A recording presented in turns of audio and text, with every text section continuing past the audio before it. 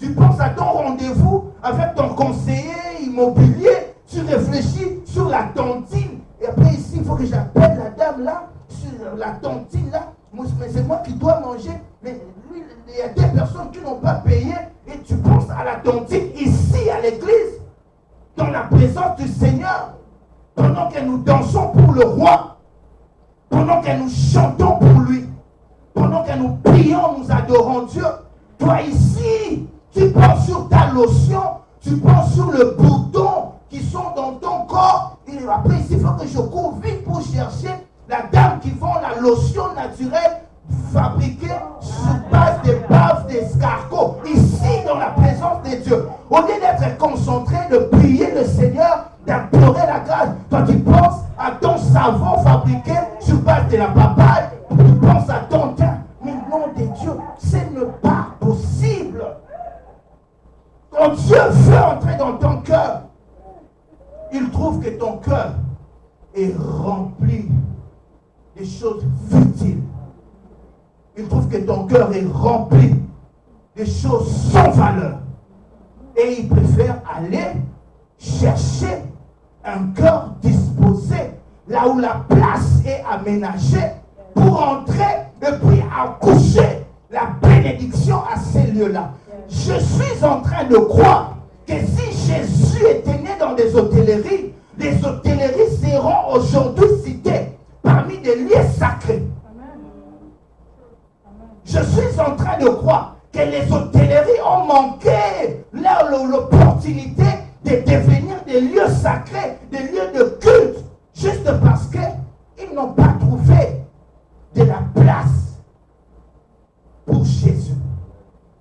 C'est pendant que quand on visite les églises catholiques, on trouve qu'ils ont aménagé des crèches. Les crèches sont devenues des lieux sacrés. Ceux qui vont faire des visites en Israël, ils trouvent des crèches. Ils vont là où Jésus était né. Ils vont prier là-bas. La maison des animaux, des troupeaux, des bêtes. Une maison de microbes, une maison de bactéries. Mais ils viennent prier dans cette crèche-là. Mais pourquoi ils ne sont pas allés dans des hôtelleries? C'est propre là-bas. Les draps sont désinfectés. Les murs sont propres. Les gens sont bien là-bas. Pourquoi ils ne sont pas allés là-bas?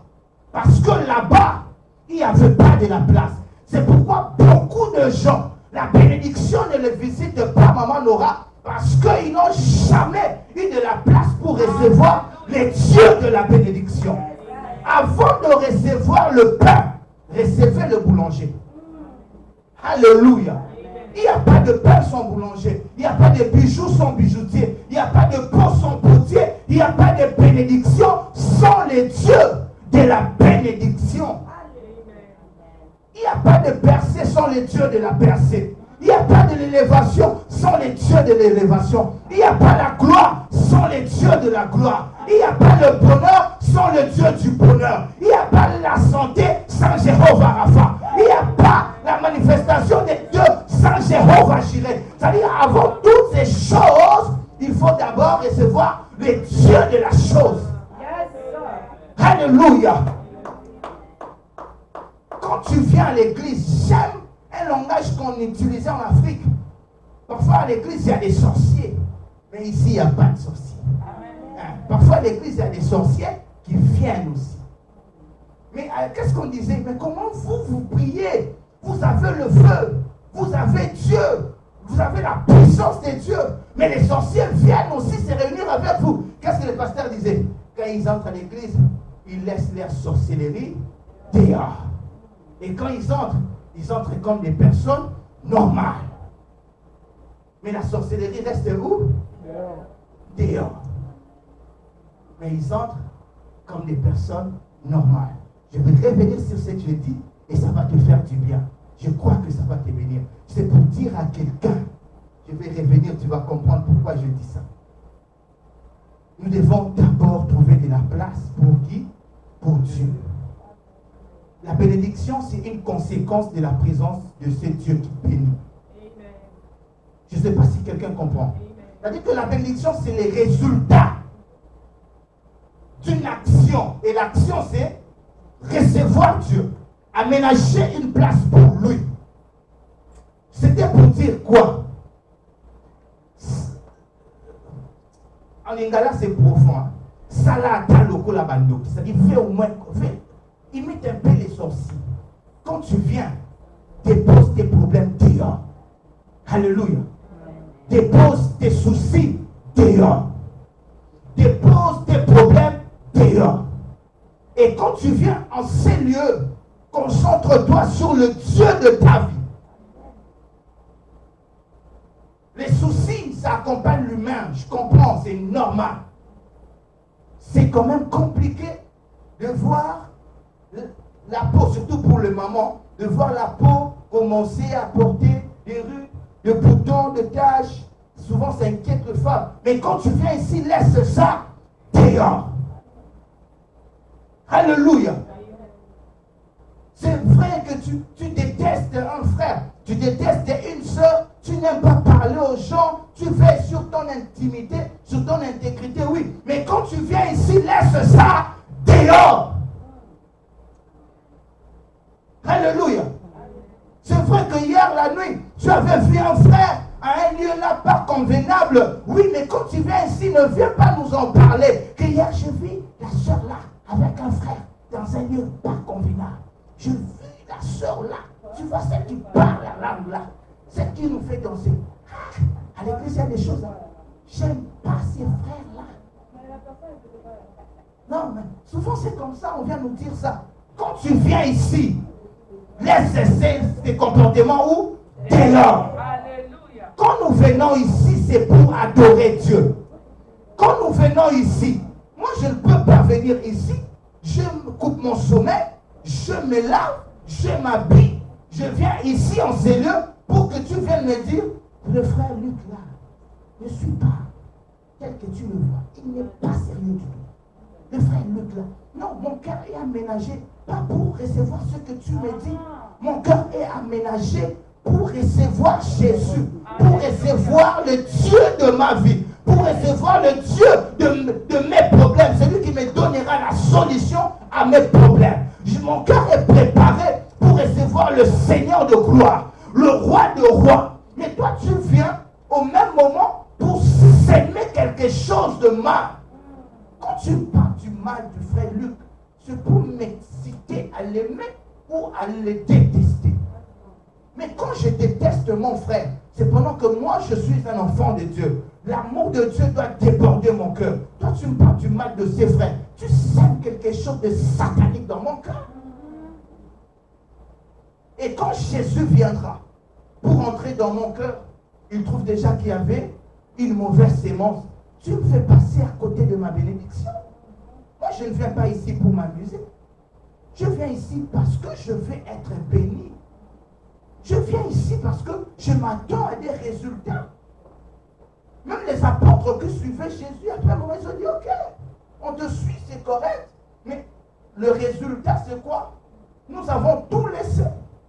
Et nous avons pris la décision de te suivre. Qu'allons-nous gagner? Moi, je viens pour gagner, et toi, tu viens me dire des choses pour me faire perdre.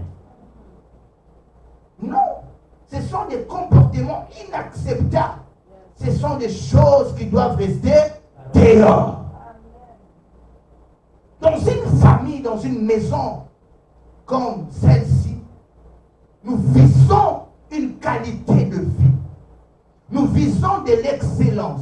Nous prenons pour monter plus haut. Comme la parole nous dit, voici mon serviteur, il s'élèvera, il montera, il sera placé bien haut. Mais c'est une démarche à suivre. Pendant que je suis sur la bonne voie, toi tu viens m'amener des choses pour me faire dérouter du chemin. Ce sont des comportements qu'il faut laisser dehors. Si jamais quelqu'un t'apporte des choses qui peuvent te faire dérouter, ça peut être un frère ou une soeur, ça peut aussi être le diable lui-même. Il peut souffler dans tes pensées. Il faut lui dire ce sont des choses qui doivent être dehors. Parce qu'en ces lieux, nous venons pour recevoir Jésus. Et lorsque tu recevras Jésus, c'est alors que Jésus va commencer à donner des solutions à tous tes problèmes. Alléluia. Et la Bible nous dit dans le livre des 1 Corinthiens, j'aime beaucoup cette écriture. Ça va beaucoup nous aider et nous allons prier. 1 Corinthiens, chapitre 1er.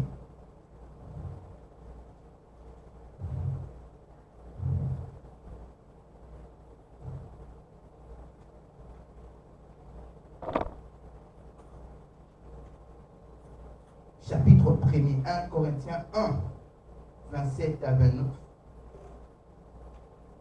1 Corinthiens 1, 27 à 29.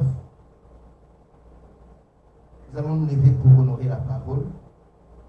La Bible nous dit ceci.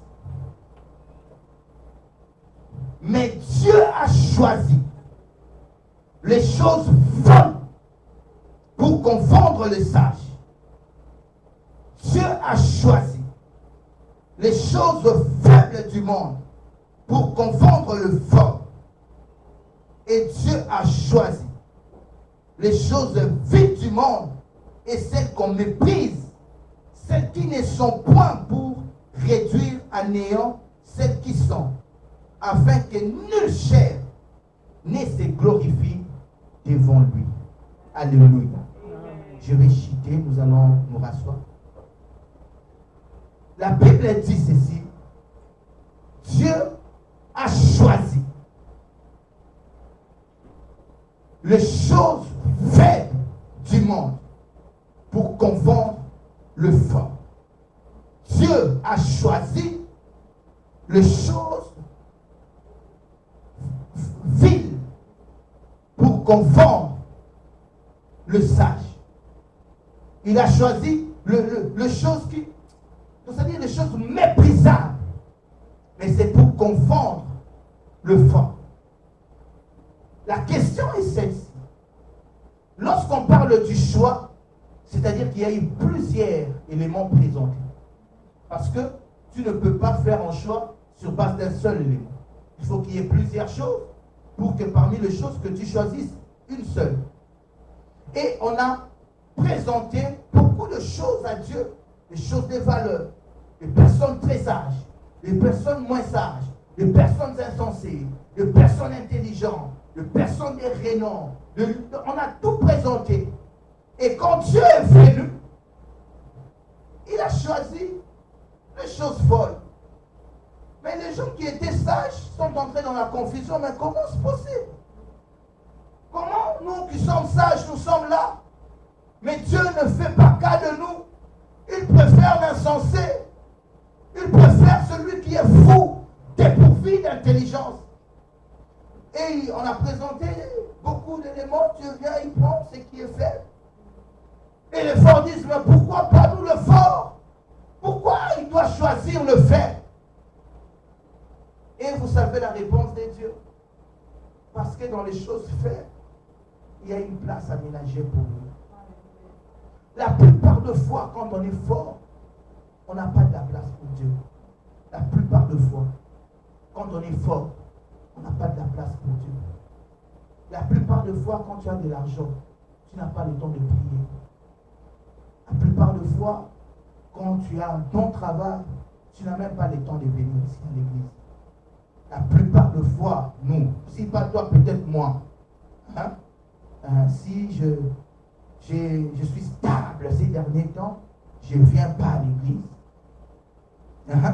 La plupart de fois, quand on est sage, on ne veut même plus écouter les conseils de la servante de Dieu, parce qu'on a des gros diplômes. On ne veut même plus écouter l'homme de Dieu quand il parle. On a plus de jugement dans sa prédication, mais ce qu'il a dit, ce n'est pas vrai. Tu vois dans la réalité des choses.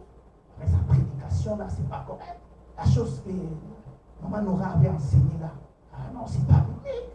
Pourquoi? Parce que tu es sage. Parce que tu es fort. Parce que tu te crois intelligent. Tu as de l'opulence. La plupart de fois, on trouve de la place pour Dieu. C'est quand on est faible. C'est quand on se considère ne pas être sage.